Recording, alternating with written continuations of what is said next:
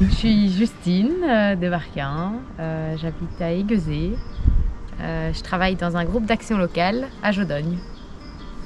Et moi, c'est Paul-Émile de Wulf. Je travaille également dans un groupe d'action locale, mais du côté de Villers-Sous-Bouillet, donc en ASB liégeoise. Donc voilà, ici on a décidé de faire un potager à la coloc où on est, parce que c'est un de nos choix pour l'environnement. On essaie de faire un maximum en autonomie alimentaire.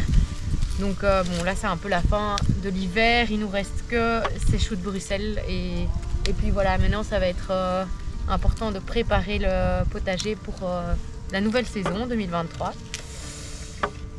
Et voilà, ce qu'on ne fait pas nous-mêmes, on va le chercher à la ferme chez les producteurs aux alentours. Donc ça veut dire que ça fait 1 an depuis qu'on est à la coloc, on ne va plus au supermarché du tout. Et du coup on a été dans le potager, il n'y avait plus grand chose.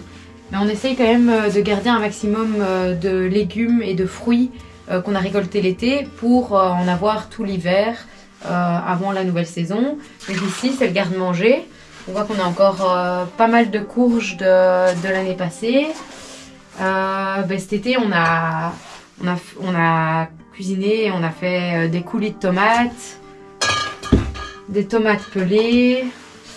Et voilà, tout ça pour pouvoir en cuisiner même pendant l'hiver, quand on n'en a pas des tomates fraîches, on en a quand même toujours. On a des noix, on a encore des pommes, des poires, on fait nos yaourts, on fait des compotes, on fait aussi des cornichons, des cornichons quoi, avec des concombres.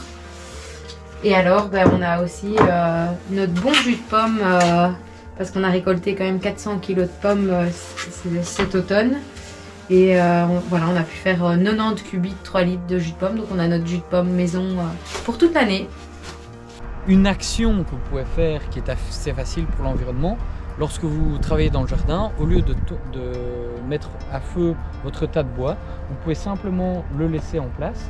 Ici en l'occurrence il est peut-être un peu grand, mais ce qu'on peut faire c'est ce qu'on appelle des haies mortes. Donc on place plusieurs poteaux le long d'un alignement que l'on souhaite faire et on l'entasse avec des rameaux morts et qui eux se dégraderont lentement et comme je l'ai dit pourront accueillir toute une biodiversité.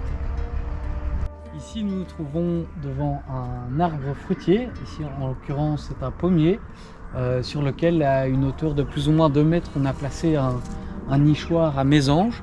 Donc c'est une action extrêmement simple que vous pouvez également réaliser chez vous.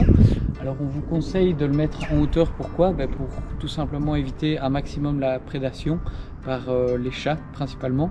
Il faut savoir que les chats sont la principale cause de mortalité des oiseaux ici en Belgique.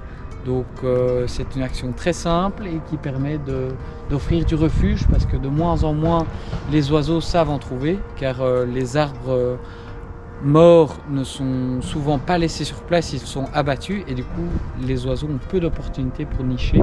Petit mot de la fin, voilà nous terminons la petite visite et nous vous invitons, vous, à également être acteurs du changement parce que finalement c'est toutes des petites choses qui sont mises bout à bout qui permettent d'avoir un impact réel sur vos vies et sur l'environnement et c'est en parlant autour de vous, en communiquant que vous allez pouvoir essayer de mettre en place une dynamique de changement.